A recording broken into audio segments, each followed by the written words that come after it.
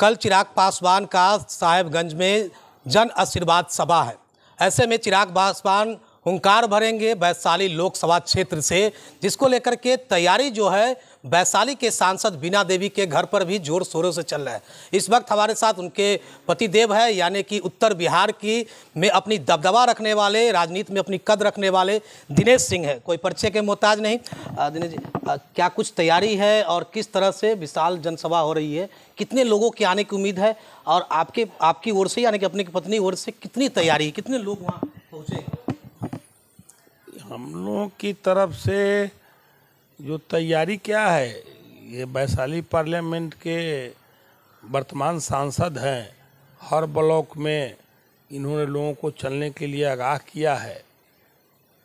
त्रिस्तरीय पंचायती राज के प्रतिनिधि से लेकर सभी भी पॉलिटिकल पार्टी के लोग जो जुड़े हुए हैं। अब हमको तो माननीय मुख्यमंत्री जी के सभा में भी कई बार हम उनके समक्ष बोल चुके हैं कि हम हैं आपके दलीय, लेकिन मुजफ्फरपुर जिला की तमाम जनता हमको पूछती है सर्वदलीय। हम सभी लोगों का काम करते हैं, इसलिए मेरे चुनाव में या मैडम बीना देवी के चुनाव में जो हमारे दल के नहीं रहते हैं वो लोग भी हम लोगों के साथ देते हैं। खिलाफ में तो कोई आदमी नजरे नहीं आता है।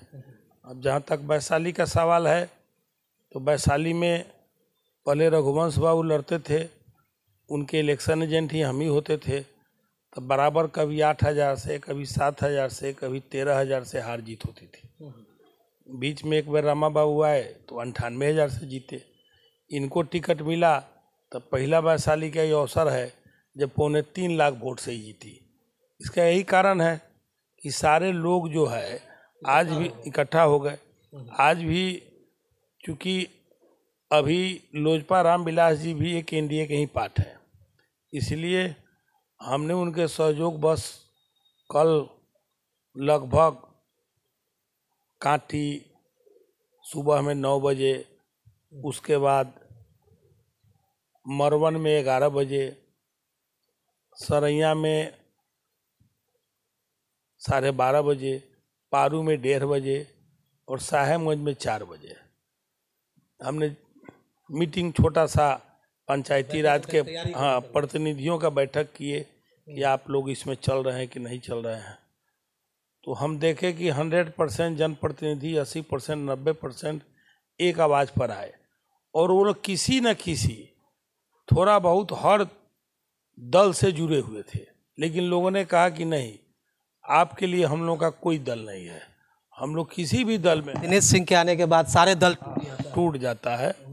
और सब लोग कल के डेट में देखिएगा कि वैशाली पार्लियामेंट का कल शाम में गए हम मीनापुर में, उसके बाद परसों हम थे मोतीपुर में, चौथा रोज अब परसों इन सब ब्लॉकों में गए थे। तो आप वहाँ पर नज़ारा देखिएगा और लोगों को घूम घूम के देखिएगा और मिलाइएगा तो सभी दल, राजद के, भाजपा के, जदयू के, माले के, कम्युनिस्ट के, आप चेहरा पहचानिएगा कि सभी लोग मैडम के लिए वहाँ पार्टिसिपेट करेंगे।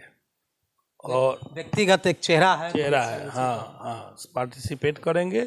और मुझे उम्मीद लगता है कि चिराग जी के सभा में हमने अभी भी जो लोगों का आ रहा है तो हमने ब्रेकअप कर रहा है कि नहीं, अब आप लोग रुकिए, क्योंकि वहाँ जो मैदान है वो मैदान का कैपेसिटी हमको लगता है 20-25 हज़ार से कम नहीं है। लेकिन हमने जो जन अभियान जो किया है उसमें लगता है कि हमारे अभियान पर 50,000 से अधिक लोग पहुंच रहे हैं। अब हमको चिंता है इस बात का कि वो लोग कहाँ रहेंगे।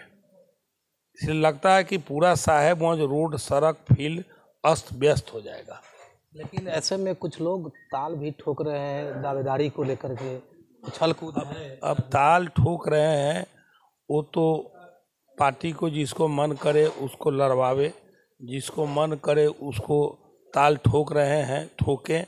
लेकिन मैंने जो दौरा किया वैशाली पार्लियामेंट का, इनके मीटिंग को लेके, मैंने देखा कि कहीं कोई तैयारी किसी का नहीं था और कुछ नहीं है।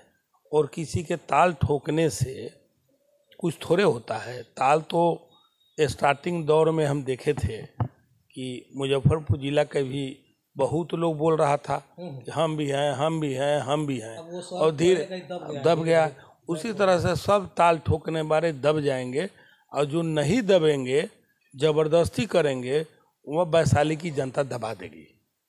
क्योंकि जो जनता के बीच में है, जो वैशाली की जनता को, जो मुजफ्फरपुर कहने के लिए ही है वैशाली, वैशाली तो है नहीं, ये तो है मुजफ्फरपुर का एक असेंबली है मात्र वैशाली। ये तो 5 असेंबली मुजफ्फरपुर का है, क्योंकि वैशाली एक नाम ऐसा है इसलिए वैशाली पार्लियामेंट हो गया, लेकिन है तो बेसिकली मुजफ्फरपुर। तो जो मुजफ्फरपुर का सेवा करता होगा, जो 24 घंटा मिलता होगा, तो उसी के लिए ना यहाँ की जनता सभी दलों को तोड़ देता है। मैं तो खुद लड़ता हूँ एमएलसी में, जदयू में लड़ता हूँ, सारे रिकॉर्ड बार बार हम लोगों को, हम बराबर माननीय मुख्यमंत्री जी को हम बोलते हैं कि हमको छोड़ दीजिए, निर्दलीय लड़ने दीजिए। सब पार्टी के लोग हमको प्रेशर देता है और कहते कि नहीं नहीं ऐसा मत कीजिए, आप लड़िए। लेकिन जब मैं लड़ता हूँ तो आप लोग देखे हुएगा वहाँ पर जे एक भी लोग किसी प्रत्याशी के साथ घूमने के लिए भी कोई नज़र नहीं आता है।